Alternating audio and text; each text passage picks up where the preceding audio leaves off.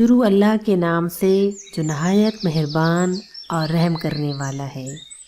मैं हूँ कीनी खान और मेरी आज की वीडियो का टॉपिक है तनकीद ना करें। तनकीद से बचें। हम लोगों की एक आदत हो गई है कि हर चीज़ के ऊपर हम तनकीद करते हैं। याद रखें कि तनकीद और नफ़ा कभी भी एक साथ जमा नहीं होते। आप तनकीद भी करें और जवाब में आप सोचें कि आपको नफ़ा मिलेगा, तो ऐसा हो नहीं सकता।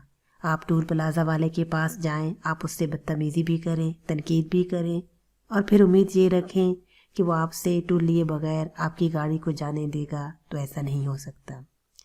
आप घर जब आएँ तो बीवी बच्चों से लड़ाई करें और जवाब में आप चाहें कि वो आपसे अच्छे तरीके से बात करें, तो ऐसा भी नहीं हो सकता। तनकीद जब आप करते हैं तो इसका सबसे बड़ा नुकसान ये होता है कि सीखने का अमल रुक जाता है। आप किसी शख्स के ऊपर एतराज़ात की बारिश करते हैं तो जाहिर सी बात है वो शख्स आपकी नज़रों में गिर गया। उस शख्स का मुकाम कोई नहीं रहा। अब होगा ये, आप उससे कुछ सीख नहीं पाएंगे, क्योंकि जो बात भी वो बोलेगा आप उसके अंदर कोई ना कोई तनकीद का पहलू तलाश कर लेंगे। तो कोशिश करें तनकीद ना करें और सीखने के अमल से महरूम ना रहें। 40 साल की उम्र तक तनकीद करनी ही नहीं चाहिए। अभी इतना इल्म ही नहीं आया कि आप किसी पर तनकीद करें। तनकीद अपने से बड़े लोगों पर करेंगे तो सीख नहीं पाएंगे। अपने से छोटे लोगों पर करेंगे तो आप अपनी वैल्यू खुद कम कर रही हैं। उसकी उम्र आपकी उम्र से आधी है। आप बिला वजह उससे क्यों लज रहे हैं और अपना वक्त ज़ाया कर रहे हैं। आप उसको भी डिमोटिवेट कर रहे हैं और अपने वक्त का भी नुकसान कर रहे हैं।